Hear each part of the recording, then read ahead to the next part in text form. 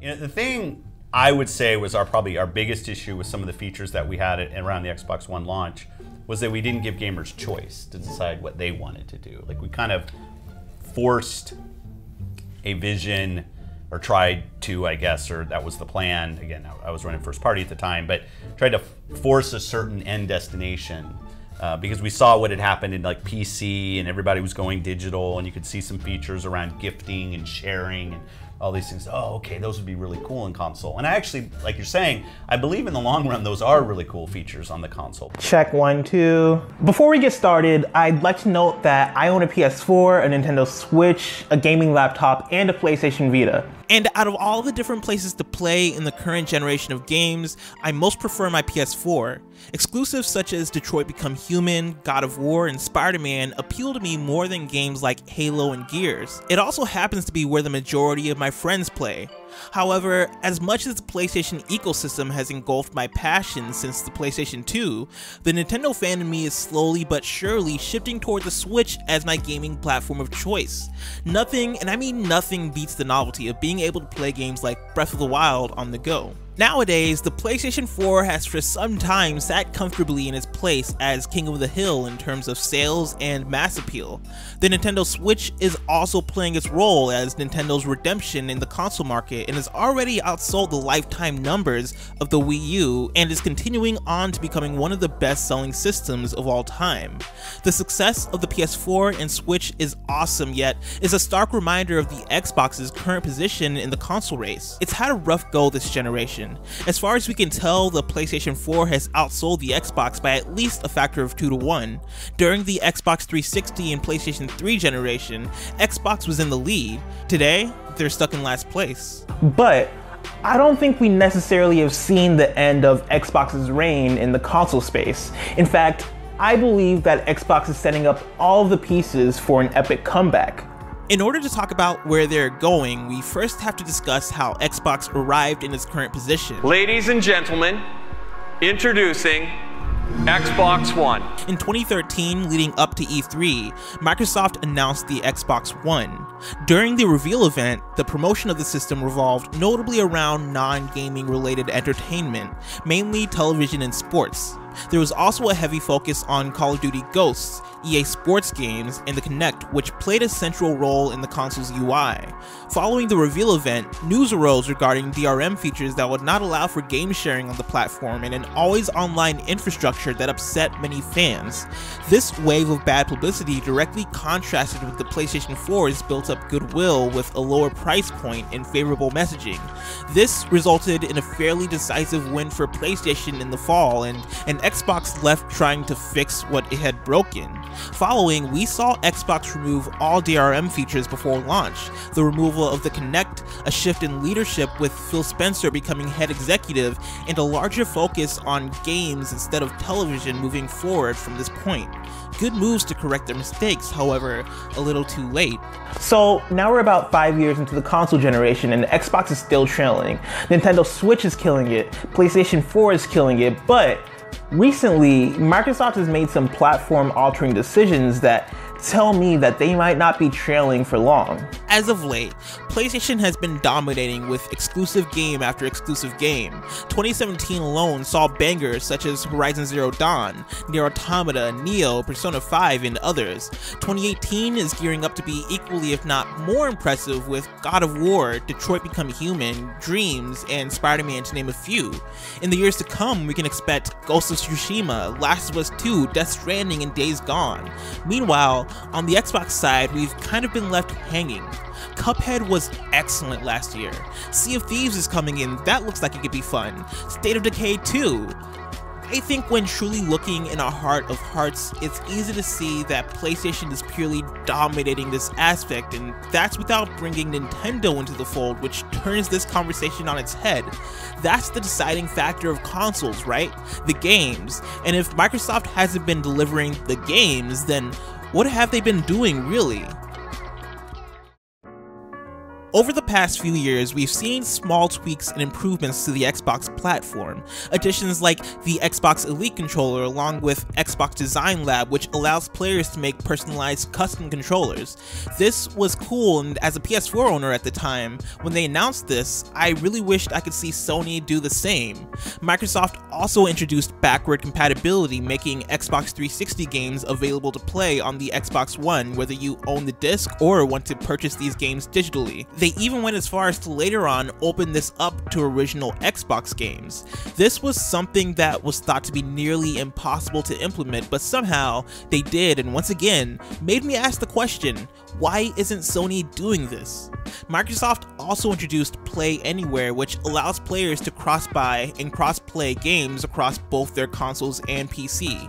Another move which seems overly generous to the consumer, even if it appears to be a weird business move for Xbox to give up game exclusivity on the platform. When you start off with an idea like Xbox Play Anywhere, and I sit down with the team and say, hey, I think we should entitle people to play the games on Xbox or Windows. They just buy the game once and they can play. You know, some of the more business-oriented people say, well, we're giving away a game for free. Yeah.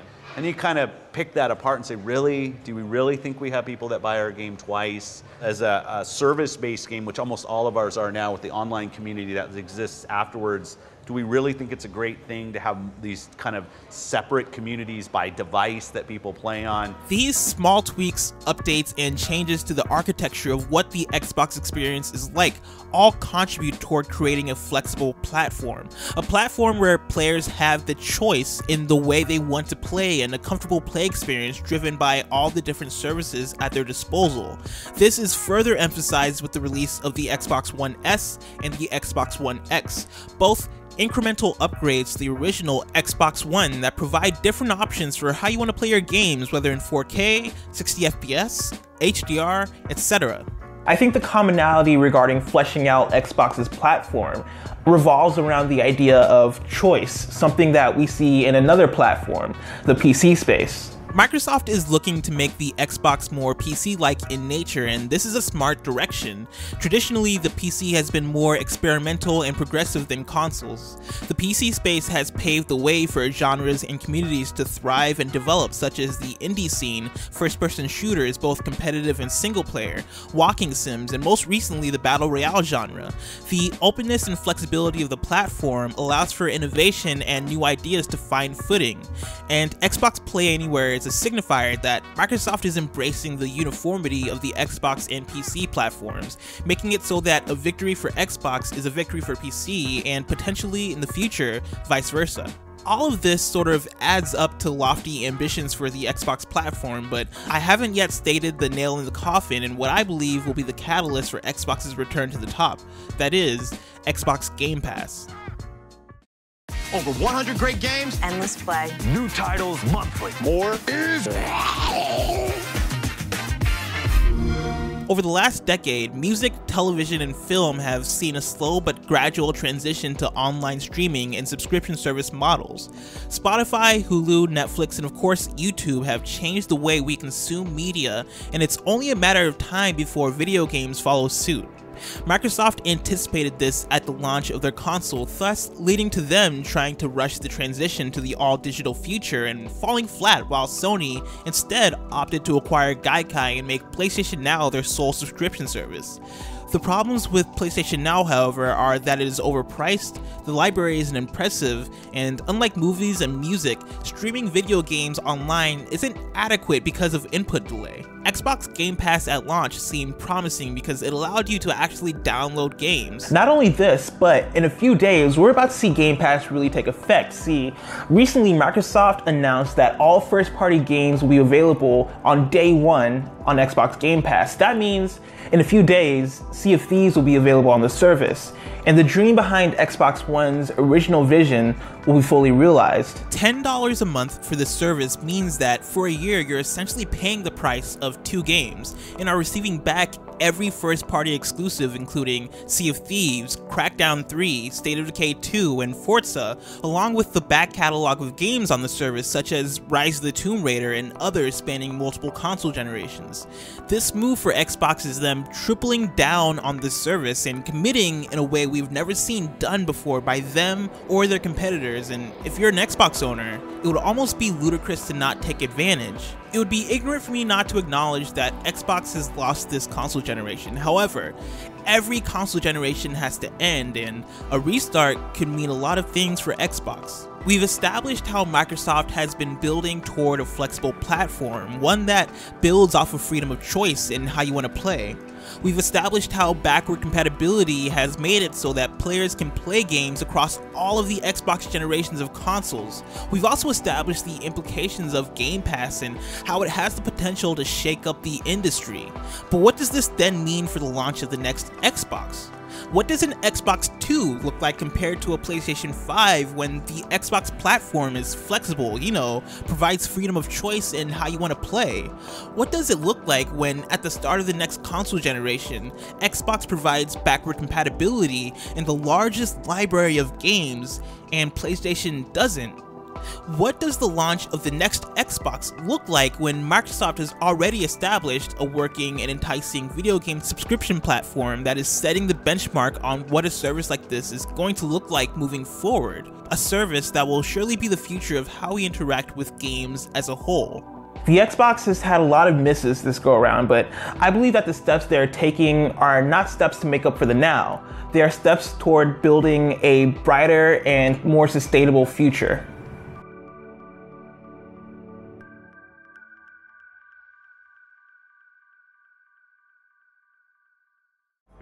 Hey guys, thank you so much for watching this video. I really appreciate it. Every Friday we have a new video. If you like the video, follow us and we'll do the thing where we put out more videos. Until next week, see you guys.